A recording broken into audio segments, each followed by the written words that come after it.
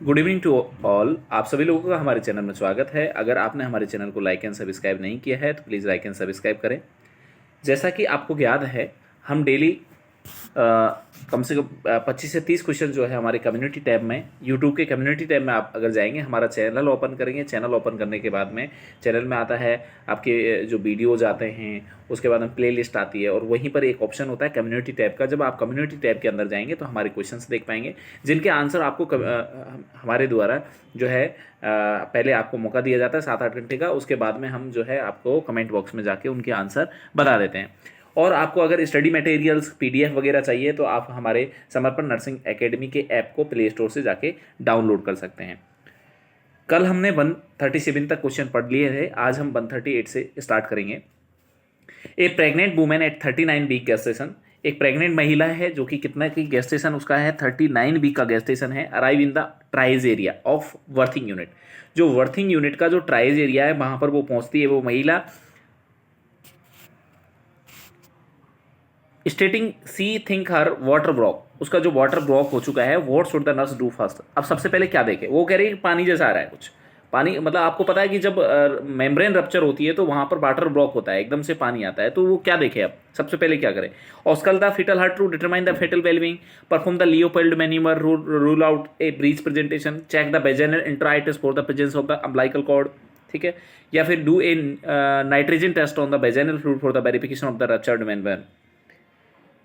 देखो भाई, जैसे अगर आपकी रप्चर होगी, मेम्ब्रेन रप्चर होने के बाद में, मेम्ब्रेन रप्चर होने के बाद में सबसे पहले अगर आपको कुछ देखना होता है तो वो अम्बिलिकल कॉर्ड को देखना होता है कि अम्बिलिकल जो कॉर्ड है, अम्बिलिकल कॉर्ड कहीं रप्चर, अम्बिलिकल कॉर्ड जो है वो आपके जो बच्चे का हेड है उसके नीचे नहीं आ जाए। अगर उसके नीचे आएगी तो फीटल हार्ट रेट वगैरह सब जो है फ्लक्चुएट करेंगे, क्योंकि उसकी वजह से ब्लड जो सर्कुलेशन है, जो ब्लड सर्कुलेशन है, मींस जो प्लेसेंटा से बच्चे को जो ब्लड मिल पा रहा है उसकी मात्रा जो है डिस्टर्ब हो जाएगी, वो अच्छे से नहीं पहुंच पाएगा बच्चे को, तो इस वजह से फीटल हार्ट रेट वगैरह सारी चीजें डिस्टर्ब होंगे। तो आप फीटल हार्ट रेट देखने से पहले सीधा ही अम्बिलिकल कॉर्ड को क्यों ना देख लेते। तो सबसे पहले आपको अम्बिलिकल कॉर्ड देखनी है कि अम्बिलिकल कॉर्ड जो है वो कहीं किसी तरीके से जो है प्रोलैप्स तो नहीं हुई है, किसी तरीके से उसमें जो है उसका कॉम्प्रोमाइजेशन तो नहीं हुआ है, ये आपको सबसे पहले देखना चाहिए। उसके बाद में आप फीटल हार्ट रेट देख सकते हैं, ठीक है ना। अगर आपको अम्बिलिकल कॉर्ड नहीं दिख रही है तो उसके बाद आप क्या देख सकते हैं, फीटल हार्ट रेट देख सकते हैं।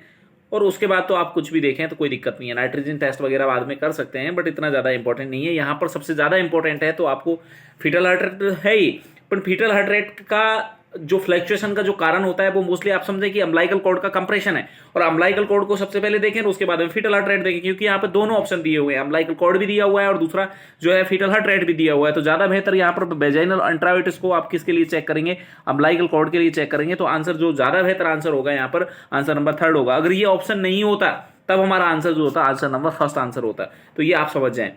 उसके बाद में हम अगला क्वेश्चन की तरफ बढ़ते हैं और आपका अगला क्वेश्चन है 139। A client is admitted to birthing unit, एक पेशेंट है जिसे कहाँ एडमिट किया गया है, बर्थिंग यूनिट के अंदर, इन एक्टिव लेबर, और वो महिला कैसे है, एक्टिव लेबर का अंदर है।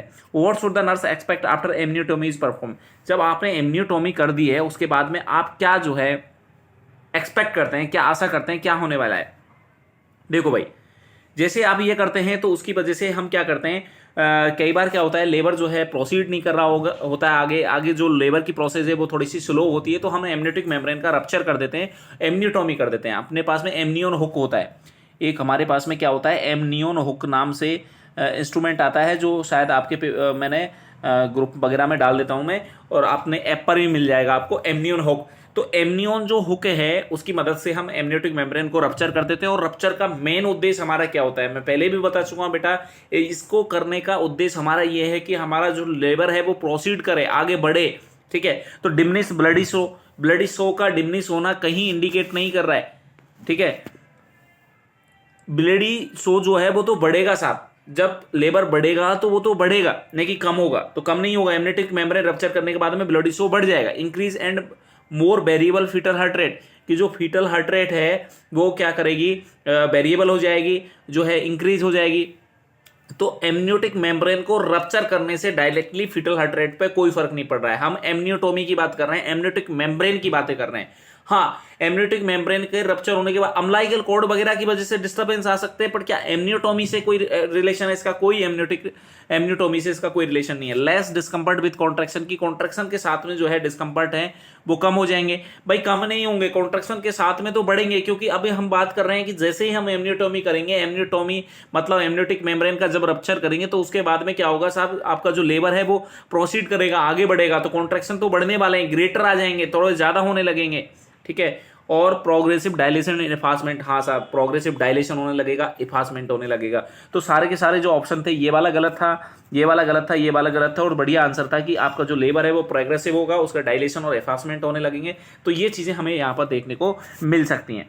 अगला जो क्वेश्चन है आपका, क्वेश्चन नंबर 144 है, ए प्रीमी ग्रेविडा, पहली बार कोई महिला है जो प्रेग्नेंट हुई है, हुई इज 40 वीक गेस्टेशन, उसका जो गेस्टेशन का जो ड्यूरेशन है वो कितना हो गया? 40 वीक का ड्यूरेशन है। Arrive at the birthing centre with abdominal cramping and a bloody show, abdominal cramping आ रही है, ब्लडी सो आ रहा है, ठीक है। Her measures membrane rupture 30 minutes before arrival, जो वो आई है ना उससे 30 मिनट पहले, 30 मिनट पहले उसके अंदर क्या हो गया? एमनियोटिक मेम्ब्रेन रप्चर हो चुकी है। A vaginal examination reveal 1 centimetre dilation and the presenting part at -1 station. देखो इसका डायलेशन भी अभी 1 सेंटीमीटर हुआ है सर्विक्स का, और जो इसका स्टेशन है वो भी -1 पे है इसका station. After obtaining the fetal heart rate and maternal vital sign, what should the nurse do first? जब सबसे पहले हम फीटल हार्ट लेंगे और फीटल हार्ट लेने के बाद में मैटरनल वाइटल साइन लेंगे, उसके बाद हमें क्या करना है ये पूछा गया है। तो देखो, teach the client how to push with each contraction, की ईच कॉन्ट्रैक्शन पुश तो करना ही नहीं है भैया, पुश तो हम सेकंड स्टेज में कर रहे हैं, और यहां तो अभी फर्स्ट स्टेज भी कंप्लीट नहीं हुई है, क्योंकि अभी तक यहां पर डायलेशन ही कंप्लीट नहीं हुआ है। एक क्वेश्चन पहले भी मैंने करवाया है ऐसा क्वेश्चन कि भैया जब तक हमारे कॉन्ट्रैक्शन के साथ में पुशिंग करने के लिए माँ को कब बोला जाता है? तो माँ को पुश करने के लिए सेकेंड जो है आपका स्टेज होती है आपकी लेबर की, उसके अंदर बोला जाता है, नहीं कि फर्स्ट स्टेज के अंदर बोला जाता है। तो पहला ऑप्शन तो वैसे डायरेक्टली गलत हो जाएगा। In case the client to perform the pattern paced breathing, pattern paced breathing जो है आप ट्रांजिशन फेज में करते हैं। ट्रांजिशन फेज में क्या होता है, उसे बहुत ज्यादा दर्द हो रहा होता है, तो उसका जो ध्यान है ना वो आप जब पैटर्न पेस्ड ब्रीथिंग करते हैं तो उसका ध्यान वहां केंद्रित किया जाता है, ठीक है। तो हम यहां बताते हैं, तो early phase of the labour में ये बहुत ज्यादा इंपॉर्टेंट नहीं होती है, तो पैटर्न पेस्ड जो ब्रीथिंग है वो आपको वहां करने के लिए बोला जाता है। Provide the client with the comfort measure use for the women in the labor, इसे कंफर्ट मीजर्स दें। और फोर्थ नंबर है कि prepare to have the client blood type and cross match for possible transfusion. यहां पर कोई भी हमें क्ल्यू नहीं मिला है जिससे हमें पता लग रहा हो कि यहाँ ब्लड ट्रांसफ्यूजन की जरूरत है। समझ रहे हो मेरी बात? क्वेश्चन में कहीं भी नहीं दिया हुआ है कि माँ का हीमोग्लोबिन कितना है, क्या उसमें जो है ब्लड की रिक्वायरमेंट है, ऐसा कुछ भी नहीं बोला है, तो ये ऑप्शन तो नहीं होगा साहब। दूसरी चीज, अब जब पैटर्न पेस्ड ब्रीथिंग नहीं हो सकती, कॉन्ट्रैक्शन के साथ में हम पुश नहीं करना है, तो करना क्या है? एक ही बचा है कि कंफर्ट फीचर से देंगे, और ऑप्शन भी नहीं है हमारे पास में, तो बेहतर आंसर यहाँ पर आंसर नंबर 3 होगा आपका। आपके नेक्स्ट क्वेश्चन की तरफ बढ़ते हैं, और आपका नेक्स्ट क्वेश्चन आ जाता है क्वेश्चन नंबर भाई 141। देखो ऐसे क्वेश्चन आते नहीं है आजकल, आपके question only multiple choice questions होते हैं, मतलब आपको एक ही आंसर करना होता है। यहाँ पर मल्टीपल रेस्पॉन्स क्वेश्चन है।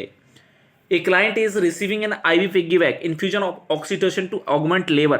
एक क्लाइंट है वो रिसीव कर रहा है, पिग्गीबैक का मतलब जो होता है छोटी वाली बोतल जो होती है उसे बोलते हैं IV piggyback. Infusion of oxytocin का है टू ऑगमेंट लेबर, लेबर को स्टार्ट करवाने के लिए, ऑगमेंट करने के लिए, उसकी स्पीड को बढ़ाने के लिए हम क्या कर रहे हैं, जो है ऑक्सीटोसिन का इन्फ्यूजन दे रहे हैं। The nurse identify that there have been 3 contraction lasting 80 से 90 सेकेंड, के 3 कॉन्ट्रैक्शन आ रहे हैं, 3 कॉन्ट्रैक्शन है जो कि लास्ट हो रहे हैं 80 से 90 सेकेंड में, that are less than 2 minute apart, और इनका जो ड्यूरेशन है 2 मिनट के अंतराल में आ रहे हैं। कितने मिनट के अंतराल में आ रहे हैं? 2 मिनट के अंतराल में आ रहे हैं।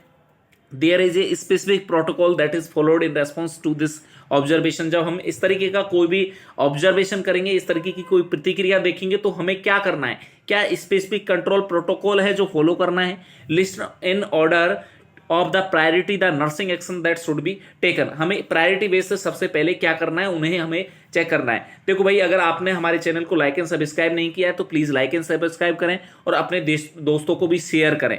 अगर आप लाइक एंड सब्सक्राइब करते हैं, अपने दोस्तों को शेयर करते हैं, इससे हमें मोटिवेशन मिलता है, हम आपके लिए और अच्छे से अच्छे वीडियो लाने की कोशिश करेंगे। देखो भाई, check the fetal heart rate, कि हम सबसे पहले चेक करें फीटल हार्ट रेट को, या फिर स्टॉप द पिग्गीबैक इन्फ्यूजन, कि पिग्गीबैक जो इन्फ्यूजन है उनको हम रोकें, ठीक है। दूसरा है notify the health care provider, कि नोटिफाई जो हेल्थ प्रोवाइडर जो है उसे नोटिफाई करें। Administer oxygen by the face mask, कि फेस मास्क के द्वारा हम ऑक्सीजन दें। या डॉक्यूमेंट मैटरनल और फीटल रेस्पॉन्स है उन्हें डॉक्यूमेंट करें। या determine if the contraction have diminished, कि हम डिटरमाइन करें कि जो कॉन्ट्रैक्शन है वो डिमिनिश्ड हुए हैं या नहीं हुए हैं। देखो भाई यहाँ पर आप समझ रहे होंगे कि आइडेंटिफाई दैट 3 कॉन्ट्रैक्शन आ रहे हैं, 80 से 90 सेकंड तक चल रहे हैं, लगातार चल रहे हैं, तो इन चीजों से क्या हमें ज्ञात हो रहा है कि वो लंबे जा रहा है थोड़ा सा, ठीक है ना। तो यूट्रस के जो कॉन्ट्रैक्शंस हैं वो टेटेनिक टाइप के कॉन्ट्रैक्शन हो रहे हैं, ज्यादा लंबे समय तक कॉन्ट्रैक्शन हो रहे हैं। तो सबसे पहले हमें क्या करना है, वो जो आपका इन्फ्यूजन चल रहा है उसे हमें स्टॉप करना है। तो पहला काम तो हमें स्टॉप करना है। डॉक्यूमेंटेशन सबसे लास्ट में करते हैं हम, ये तो समझ गए होंगे। तो हमारा जो 5 नंबर है वो तो हमारा सबसे लास्ट में आएगा सब, 5 नंबर तो हमने लास्ट में रख लिया। स्टॉप जो है वो सबसे पहले हम स्टॉप करेंगे साहब। स्टॉप जब हमने कर दिया है तो हमें ये देखना होगा कि बच्चे को कोई दिक्कत तो नहीं है। सबसे पहले हमारा बच्चे पे ध्यान रहेगा, तो फीटल हार्ट रेट चेक करेंगे। जैसे ही हमने फीटल हार्ट रेट चेक की उसके बाद में देखेंगे कि जो कॉन्ट्रैक्शंस जो आ रहे थे, क्योंकि ज्यादा कॉन्ट्रैक्शन आने की वजह से ज्यादा लंबे समय तक टेटेनिक जब कॉन्ट्रैक्शंस आते हैं तो ब्लड सप्लाई फिर भी रुक जाती है, और जब ब्लड सप्लाई रुकती है तो फिर फीटल हार्ट रेट जो है फ्लक्चुएट करती है। तो सबसे पहले तो उसे स्टॉप करो और देखो फीटल हार्ट रेट कितनी चल रही है, और फिर हम देखेंगे कि कॉन्ट्रैक्शन कम हो रहे हैं या नहीं हो रहे, क्योंकि आपने क्या किया है, पिग्गी बैक से जो इन्फ्यूजन चल रहा था उसे कम किया है। तो आपको क्या होना चाहिए, आपको एक्सपेक्टेशन है कि जो कॉन्ट्रैक्शन टेटेनिक टाइप से आ रहे थे उन कॉन्ट्रैक्शन जो है डिमिनिश्ड होने चाहिए। तो आपका 6, क्योंकि आपने वही काम किया है तो 6 नंबर आना चाहिए। उसके बाद में जब आप ये कर देते हैं तो उसे आपके बाद में आपको नोटिफाई करवाना है, हेल्थ केयर प्रोवाइडर को नोटिफाई कर सकते हैं। और लास्ट में आप अगर ऑक्सीजन वगैरह की जरूरत है तो आप ऑक्सीजन वगैरह दे सकते हैं। तो इस तरीके से हम क्या कर सकते हैं, इसके आंसर कर सकते हैं। बट यहाँ पर इस तरीके से उलझे नहीं है, आपकी यही पहले आएगा, आपको उलझना नहीं है, आपको समझना है उन चीज़ों को। अगर आप समझ गए तो बेहतर है, क्योंकि आपसे इस तरीके का कोई क्वेश्चन नहीं पूछे जाते हैं एग्जाम में, तो बिंदास रहिए आप। नेक्स्ट क्वेश्चन की तरफ हम बढ़ते हैं, और नेक्स्ट क्वेश्चन आपका आता है 142। देखते हैं 142 क्या कहता है। When monitoring the fetal heart rate, आप मॉनिटर कर रहे हैं पेशेंट की फीटल हार्ट रेट को, labor the nurse identify an elevation of the 15 beat more than the baseline rate of the 135 beat per minute lasting for 15 second. हम कह रहे हैं कि भैया उसके अंदर जो हार्ट रेट आ रही है ना, वो नॉर्मली जब हमने लेबर स्टार्ट हुआ था उस टाइम जब हमने हार्ट रेट देखी थी तो उसकी जो हार्ट रेट थी वो 135 थी। कितनी हार्ट रेट थी, 135 बीट पर मिनट थी। और अभी 15 बढ़ी हुई है, मतलब 15 बढ़ी हुई है, इसका मतलब है कि 150 आ रही है। अभी कितनी आ रही है, 150 आ रही है। तो जब 150 आ रही है तो how should the nurse document this event, तो ये क्या इंडिकेट कर रहा है ये हमें बताना है। तो मैं कल भी बताया था भाई, इनको आप थोड़ा सा इन्हें पढ़ने के लिए आपको हमारी क्लास अटेंड करनी पड़ेगी, और उसमें हम समझेंगे, क्योंकि इसमें क्या है, असिलेशन है, डिसिलेशन है, लेट डिसिलेशन है, वेरिएबल डिसिलेशन है, उनकी पूरी प्रोसेस बतानी पड़ेगी मुझे। तो अभी ये थोड़ा सा टिपिकल हो जाएगा। अभी आप इतना समझिए कि असिलरेशन है, इसे हम असिलरेशन के नाम से जानते हैं, ठीक है ना। असिलरेशन क्या होता है, एलिवेशन होता है आपका बेसलाइन से 15 beat per minute for 15 second. 15 beat per minute ही बढ़ती हैं और 15 सेकंड के लिए बढ़ती हैं। अगर 10 मिनट से ज्यादा बढ़ा रहे, oscillation persist for more than 10 minutes, it is considered a change in the baseline rate। तो हम अगर ये लगातार 10 मिनट से ज्यादा बढ़ा हुआ है तो हम सोच सकते हैं कि इसके अंदर जो बेसलाइन है वो बढ़ चुकी है। असिलरेशन की वजह से अगर कोई बढ़ता है तो 15 मिनट बीट बढ़ती है और 15 सेकंड के लिए ही बढ़ती है, मात्र 15 सेकंड के लिए, उसे हम असिलरेशन बोलते हैं। मौका मिलेगा तो मैं यूट्यूब चैनल पर भी कोशिश करूंगा कि असिलरेशन, डिसिलेशन, वेरिएबल डिसिलेशन, लेट डिसिलेशन को डिस्कस करें हम, ठीक है। चलो भाई नेक्स्ट क्वेश्चन आता है आपका, question number 143। A client and her partner are working together during the women's labor. एक पेशेंट और उसका पार्टनर है, दोनों वर्किंग कर रहे हैं, कब, वुमेन के लेबर के दौरान, ठीक है। The client cervix is now dilated 7 centimetre and the presenting part is low in the mid pelvis, कि पेल्विस के बीच में है, low in mid pelvis. What should the nurse instruct the partner to do that would alleviate the client discomfort during contraction. कि भैया अब 7 centimetre dilate हो चुका है तो आप समझ रहे होंगे कि कॉन्ट्रैक्शन की इंटेंसिटी बढ़ रही होगी, बहुत ज्यादा उसे दर्द हो रहा होगा, समझ में आ रहा है, उसे बहुत ज्यादा दर्द आ रहा होगा। तो अब हमें क्या करना है, तो देखो साहब, अगर मैं बात करूं कि इसके अंदर जब ऐसी कंडीशन होगी तो अब हमें पार्टनर को क्या बोलने के लिए बोलना है उसे, देखो दिस स्लो, ये क्या करेगा, इसकी वजह से क्या होगा, deep breathing expand the space between ribs and raise the abdominal muscles. जब डीप ब्रीथिंग करेंगे तो इसकी वजह से आपका बिटवीन रिब्स abdominal मसल्स है उनमें धक्का लगेगा, allowing room for the uterus to expand and preventing painful pressure of the uterus against the abdominal wall। तो ये क्या करेगा, जो यूट्रस मतलब यूट्रस से फैलेगा, जब डीप ब्रीथिंग करेगी तो डीप ब्रीथिंग करने से क्या होगा, एकदम से उस पर प्रेशर लगेगा तो जो एक्सपेंड हो रहा था यूट्रस, जो अगेंस्ट abdominal wall को क्योंकि जब कॉन्ट्रैक्शन हो रहे थे तो यूट्रन बाइन को खींचे जा रहा था वो, और इसीलिए तो दर्द हो रहा था कि यूट्रस जब डायलेट होगा तो आपकी अब्डोमन जो है वो भी डायलेट होगा, अब्डोमन खींचेगा, अब्डोमन मसल खींच लिए। आपको डीप ब्रीथिंग करनी है, और जब आप डीप ब्रीथिंग करेंगे तो वो क्या करेगा साहब, स्पेस जो है रिब्स के बीच में उसे बढ़ा देगा, तो अब्डोमन मसल्स भी जो है स्पेस मिल जाएगा उसे, और अगर स्पेस मिलेगा तो उसको यूट्रस को एक्सपेंड होने के लिए स्पेस मिलेगा, और यूट्रस को अगर एक्सपेंड होने के लिए स्पेस मिलेगा तो दर्द जो है वो कम हो जाएगा। तो हमें डीप ब्रीथिंग के लिए बोलना है। डीप ब्रीथिंग से क्या होगी, आपकी जो रिब्स है ना वो फैल जाएगी, रिब्स फैलने से जो अब्डोमन है ना उसके लिए भी थोड़ा सा स्पेस मिलेगा। तो इस वजह से हमें क्या करना है, डीप ब्रीथिंग के लिए बोलना है। और जब ट्रांजिशन फेज में हो तो हमें क्या बोलना है, पैटर्न बेस्ड ब्रीथिंग के लिए बोलना है। ये दोनों बातें हमें पता होना चाहिए, ठीक है भैया। अभी कौन सी फेज में ये हो गया आपका क्वेश्चन नंबर, इसका आंसर क्या हो जाएगा, डीप ब्रीथिंग करनी है, उसे स्लो करनी है साहब, ठीक है। तो ये आपको समझ में आना चाहिए। आगे बढ़ते हैं, और आगे आपका क्वेश्चन आता है 144। Why should a nurse withhold food and oral fluid as a labor client approach the second stage of labor. जब हम सेकेंड स्टेज में कोई लेबर है बच्चा, जब कोई माँ सेकेंड स्टेज ऑफ लेबर में है तो उसे हम क्या करते हैं कि विदहोल्ड कर देते हैं, फूड और ओरल फ्लूइड वगैरह कुछ नहीं देते हैं इसके अंदर। क्यों भाई, अगर हम उसे कुछ देंगे, समझ में आ रहा है, अगर हम उसे कुछ देंगे तो क्या होगा, इधर प्रोसेस चल रही है आपकी कौन सी वाली, लेबर की प्रोसेस चल रही है, खुदा न खास्ता ना हुआ ऐसा हुआ कि वहां पर नॉर्मल डिलीवरी नहीं हो पाई।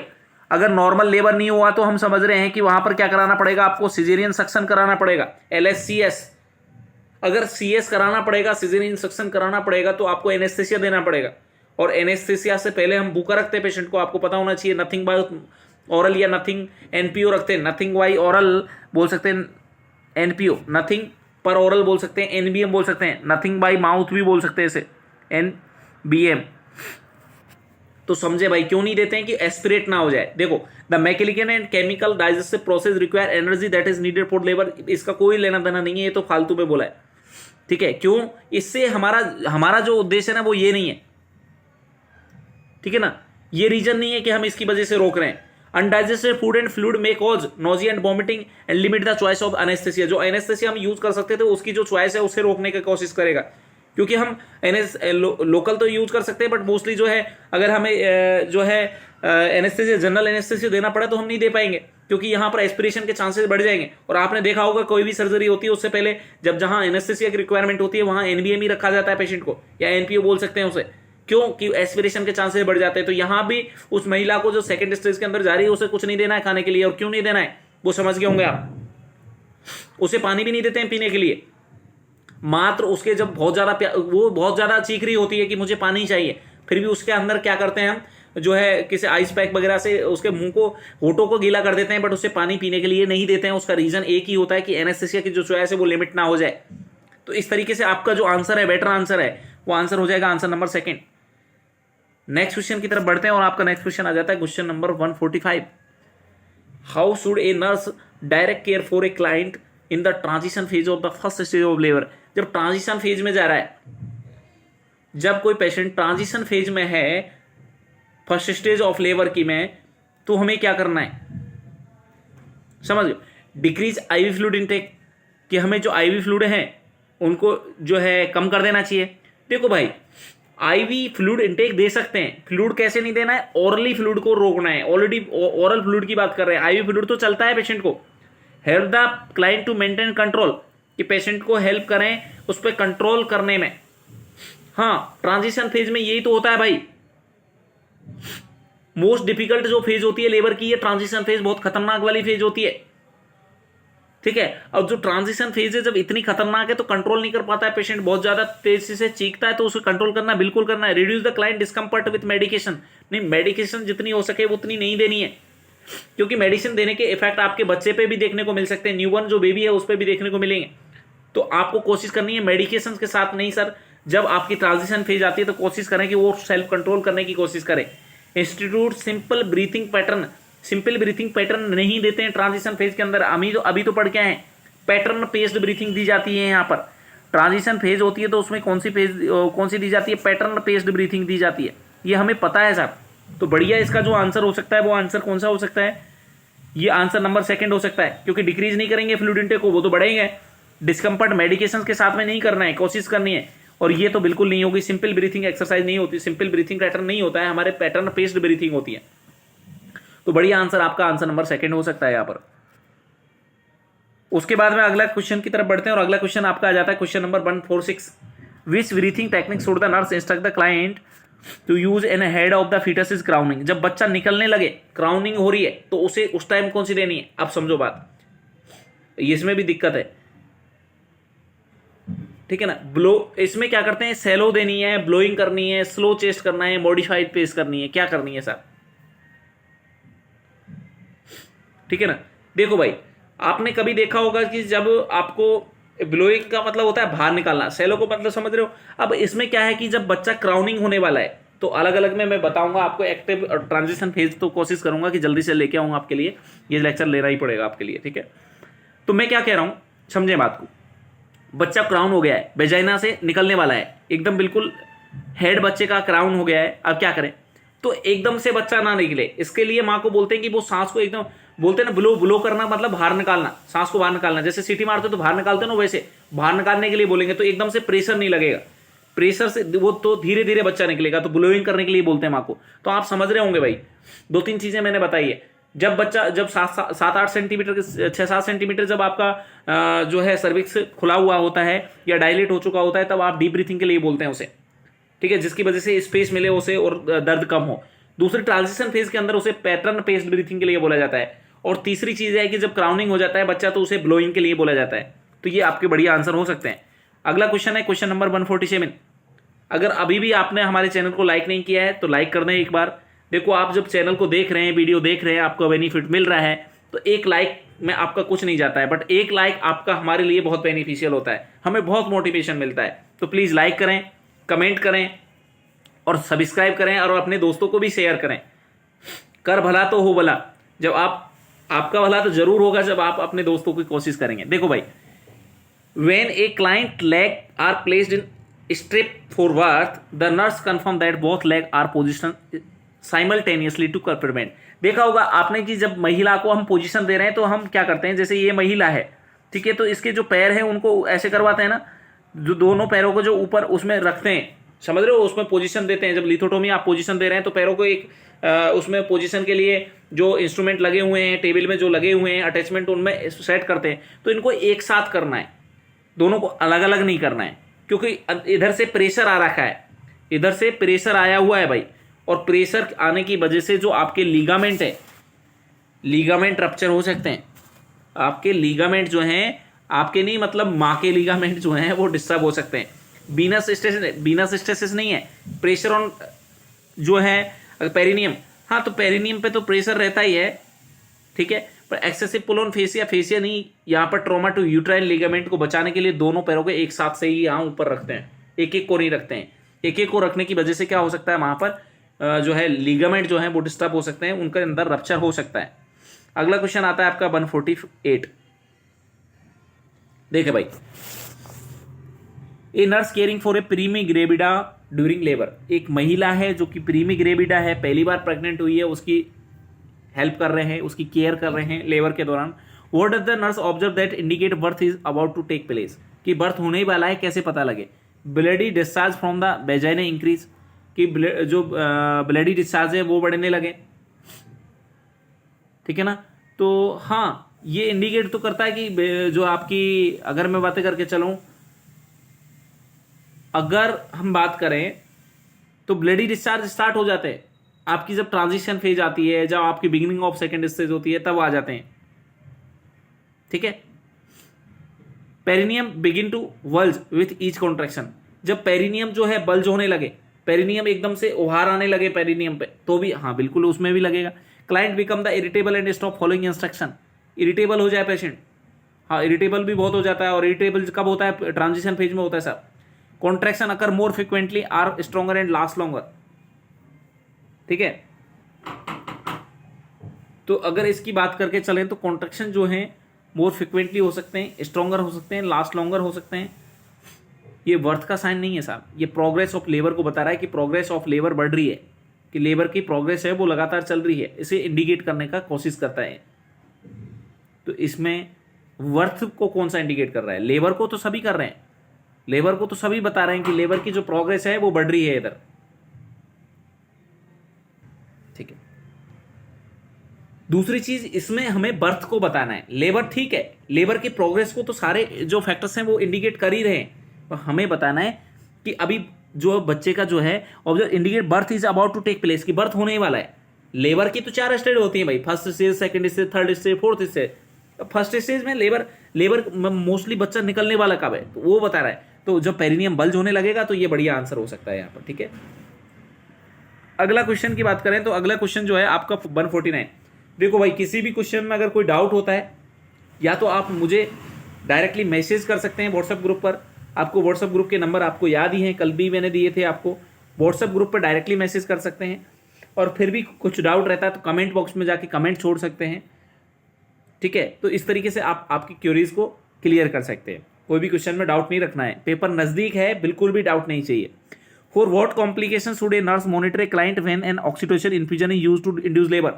जब आप इंड्यूस कर रहे हैं लेबर को, इंड्यूस करने के लिए जब आपने क्या यूज किया है, पिटोसिन या ऑक्सीटोसिन जब यूज किया है, जब आपने ऑक्सीटोसिन या पिटोसिन इन्फ्यूजन यूज किया है लेबर को इंड्यूस करने के लिए, तो आपको क्या ध्यान रखना है। और हम पहले ही क्वेश्चन करके आए हैं कि भैया जब पिटोसिन देते हैं आप, तो कई बार यूट्राइन टेटेनी देखने को मिलती है, ज्यादा कॉन्ट्रैक्शन आ जाते हैं, स्ट्रॉन्गर कॉन्ट्रैक्शन आ जाते हैं, तो स्टॉप करना होता है। तो हमें क्या देखना होता है, यूट्राइन टेटेनी देखनी होती है।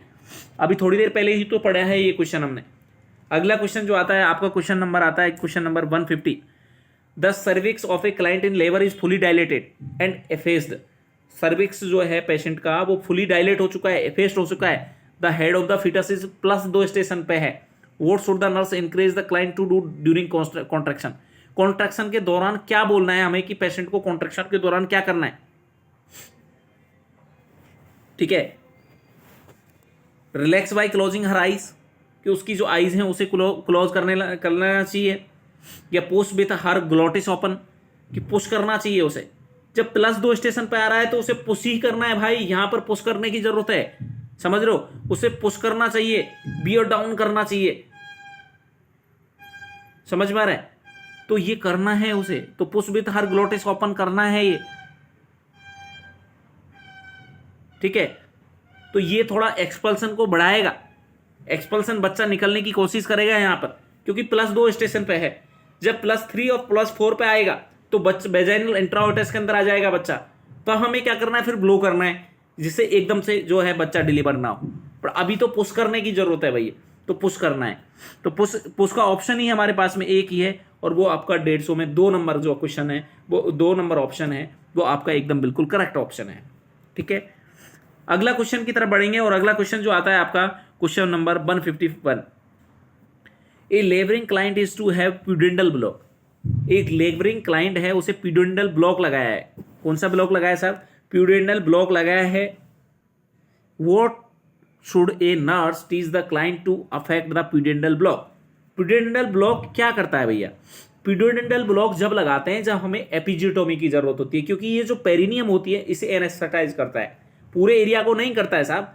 प्यूडेंडम जो होती है ओनली पेरिनियम को क्या करेगी, जो है उसके जो सेंसेशन है उनको ब्लॉक करेगी, जिसकी वजह से हम पेरिनियम के अंदर एपिजियोटोमी आराम से एपिजियोटोमी जो है आप कर पाएं। एपिजियोटोमी करने के लिए ये किया जाता है। तो ब्लेडर सेंसेशन में बी लॉस, कि ब्लेडर सेंसेशन है, हाँ अगर हो भी जाए तो कोई दिक्कत नहीं है, बट हमारा उद्देश्य यहाँ बिल्कुल भी नहीं है कि ब्लेडर से कोई लेने जाना, हमारा एपिजियोटोमी है। She will not feel an episiotomy, हाँ वो फील नहीं करेगी, एपिजियोटोमी हो जाएगी, उसे कट जाएगी, बट उसे फील नहीं होगा, क्योंकि हम एनेस्थेटाइज करना चाह रहे हैं।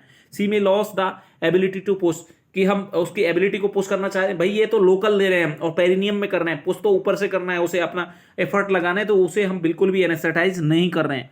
ठीक है, दूसरा contraction will no longer be felt, कि कॉन्ट्रैक्शन उसे फील नहीं होंगे।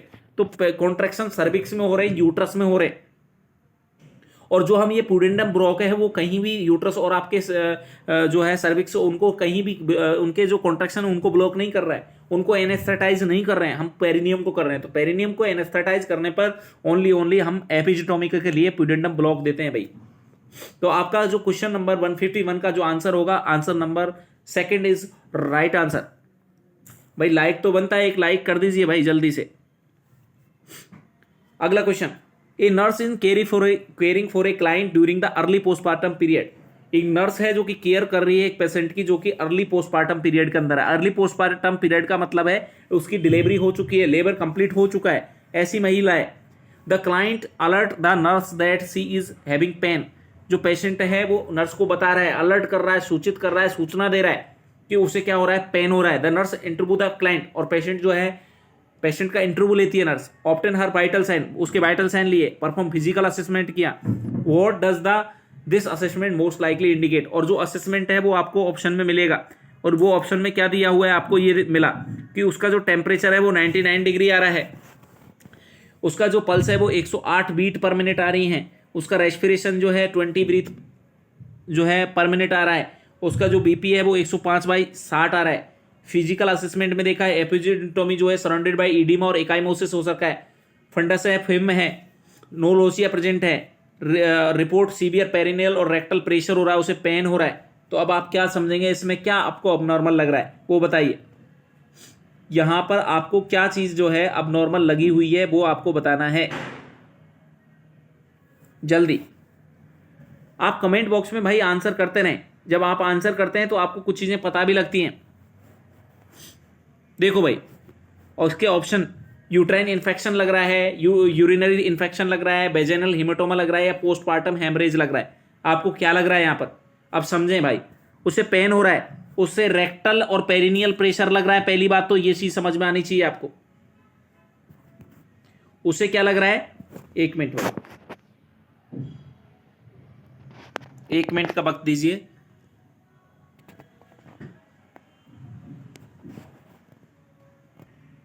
तो आप समझ गए होंगे इसमें कि उसके रेक्टल और पेरिनियल प्रेशर आ रहा है, रेक्टल और पेरिनियल प्रेशर है पहली बात तो। दूसरी चीज इसमें आप कंफ्यूज किसको देख के हो सकते हैं, इसके वाइटल साइन आपने देखे, और जब आप इसके वाइटल साइन देखोगे तो क्या दिखेगा आपको, इसमें टेम्परेचर बढ़ा हुआ है जो कि कॉमन होता है भाई, नॉर्मल होता है।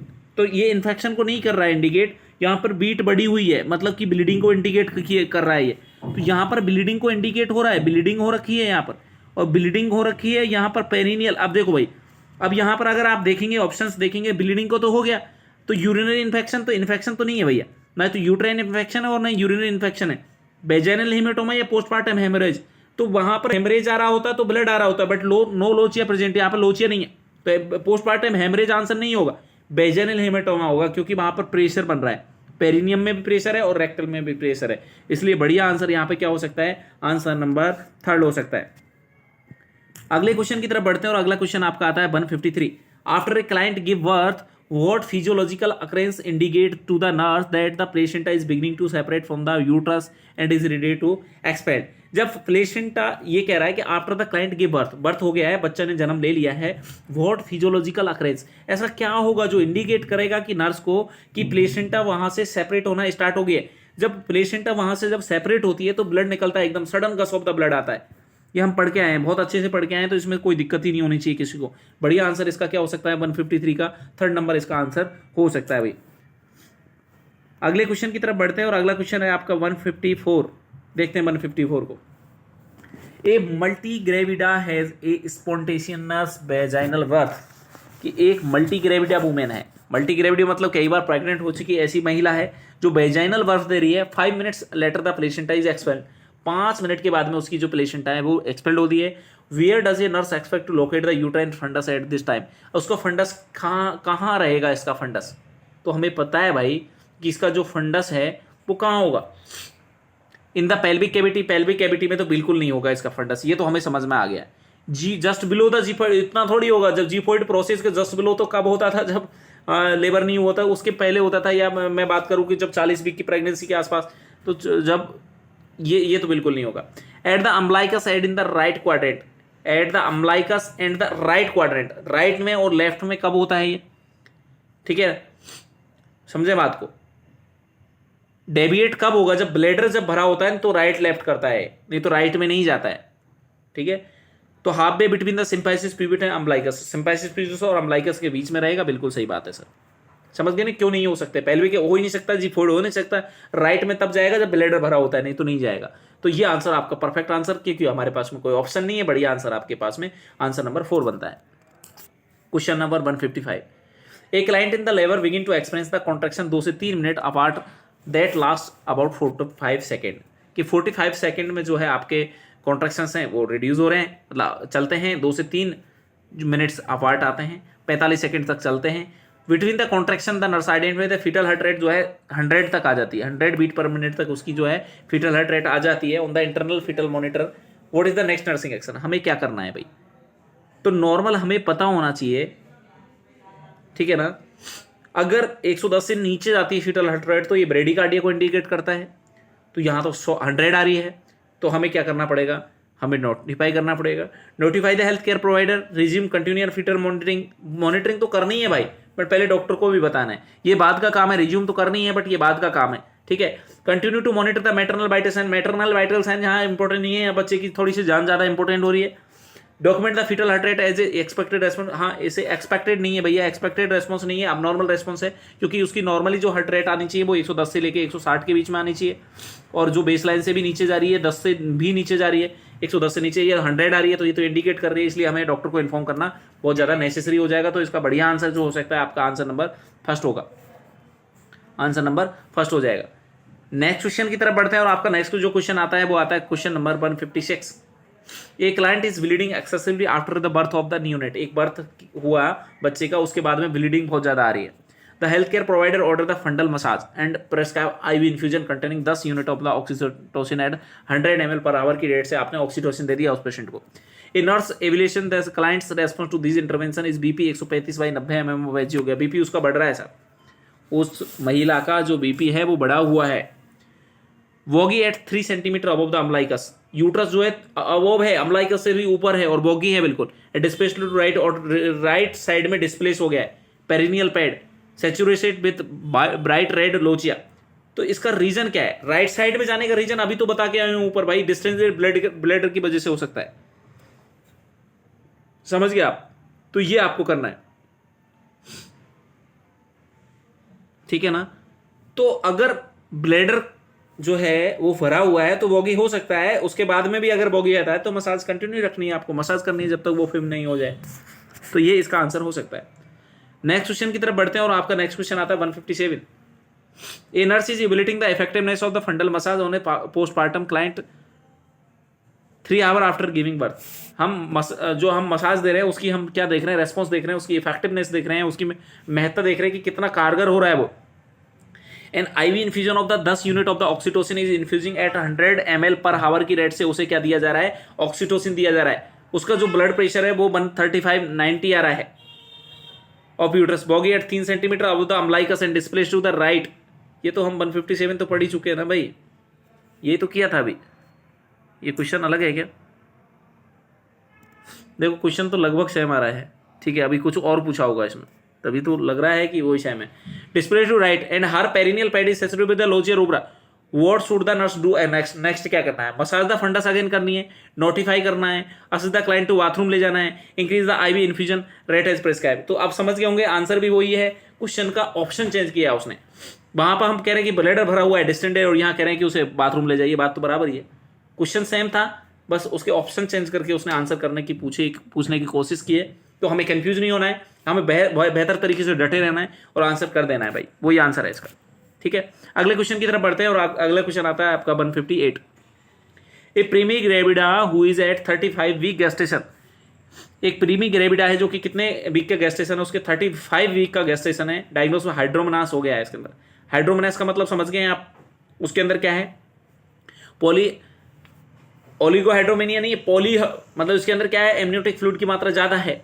For what should the nurse assess the newborn, newborn को किसके लिए हम देखेंगे? तो यहाँ ईसोफेजियल एट्रेसिया हो सकता है, क्योंकि ईसोफेजियल एट्रेसिया में क्या होता है? वो निकलेगा नहीं, स्वॉलो नहीं कर पाएगा, और इसकी वजह से उसके अंदर क्या है? ये अमाउंट बढ़ा हुआ मिलेगा, ठीक है। तो बढ़िया आंसर यहाँ पर आंसर नंबर 4 हो सकता है। नेक्स्ट क्वेश्चन की तरफ बढ़े, और आपका नेक्स्ट क्वेश्चन आता है सेकंड लास्ट आज का क्वेश्चन जो है 59 है। A client who just gave birth has 3 young children at home, कि एक महिला है जिसने अभी बच्चे को जन्म दिया और उसके 3 बच्चे जो हैं घर पर हैं, यंग हैं, चल रहे हैं. She comment to the nursery nurse that she must prop the baby during the feeding when the return home because she has too much to do, and anyway holding babies during the feeding spoils them. कि भैया मैं जो है C comment to the nursery nurse that she must prop the baby during the feeding, कि वो जो feeding करेगी ना उस दौरान बर्प करती है, प्रॉप करती है. when the she return home because she has too much to do, and anyway holding babies during the feeding spoil them. What is the nurse best response? अब नर्स को क्या समझाना है? You seem concerned about time. Let's talk about it. तो उसे कुछ दिक्कत है, उसे समझ नहीं आ रहा है, तो उसे पूछने के लिए जहां भी आपको पूछने का मौका मिले पूछ लो पेशेंट से. तो ये तो बढ़िया चीज़ होती है. Let's talk. That's up to you since you have to do what work for you. Holding the baby when feeding is important for development. Development के लिए ये बहुत ज़्यादा नेसेसरी है.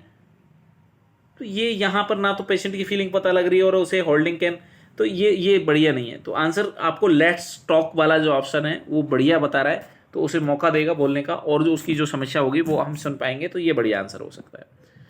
नेक्स्ट क्वेश्चन और आज का लास्ट क्वेश्चन है आपका 160 number. A primipara has just given birth at 37 week. एक पहली बार जो प्रेग्नेंट हुई नई महिला पहली बार बच्चे को जन्म दिया है 37 वीक के गेस्टेशन पे. What should the nurse do to help the promote the attachment process between the mother and the her newborn. उसके मदर और न्यूबॉर्न के बीच में जो है अटैचमेंट अच्छा आ पाए, इसके लिए हम क्या कर सकते हैं? Teach how to breast feed the baby, या in case the continuous rooming in, assign one nurse to care for the both of them, या allow extra visiting privilege in the nursery. तो एक्स्ट्रा विजिटिंग वगैरह से उसके अंदर जो है बच्चे और उनके बीच में कोई बॉन्डिंग का कोई संबंध नहीं बनता है भाई. ठीक है, आप एक ही नर्स को केयर के लिए कर दोगे तो नर्स के बीच में रिलेशन थोड़ी बनाना है. हमें तो पेशेंट और जो माँ और बच्चे के बीच में रिलेशन की बात चल रही है. अब teach how to breast feed the baby. अगर ब्रेस्ट फीड है इससे भी अगर बात करें तो अगर अच्छे से ब्रेस्ट फीड वगैरह करा रही है तो इससे भी अटेंशन तो बढ़ता है. पर in case the continuous rooming in, कई बार क्या होता है कि बच्चा और माँ अलग अलग रूम में होते हैं तो ये दिक्कत हो जाती है. तो एक ही रूमिंग में रूमिंग करानी है. रूमिंग इन से क्या होता है, हमारा अटैचमेंट बढ़ेगा, उस माँ का अटैचमेंट जो है बच्चे के प्रति वो ज्यादा बढ़ेगा. ठीक है ना. तो इसके जो बढ़िया ऑप्शन अगर हम कर सकते हैं तो इसका बढ़िया आंसर होगा कि कंटिन्यूस रूमिंग इन करानी है और फिर ब्रेस्ट फीड तो कराएगी उसके बाद. तो ब्रेस्ट फीड से तो अटैचमेंट बढ़ना ही बढ़ना है. तो बेटर आंसर यहाँ पर क्या हो सकता है, आंसर नंबर 2 हो सकता है. तो ये आज के हमारी क्लास के सेशन था. हमारे जो कम्युनिटी टैब में जो क्वेश्चंस आ रहे हैं वो डेली आ रहे हैं. आप क्वेश्चंस सॉल्व करने की कोशिश करें और अगर आपने हमारे चैनल को लाइक एंड सब्सक्राइब नहीं किया तो प्लीज़ लाइक एंड सब्सक्राइब करें और अपने दोस्तों को जरूर जो है शेयर करें, जिससे और सब्सक्राइब भी कराएं उनसे. ठीक है, जिससे हम आपके लिए नई नई वीडियो लेके आते रहें. Thank you so much.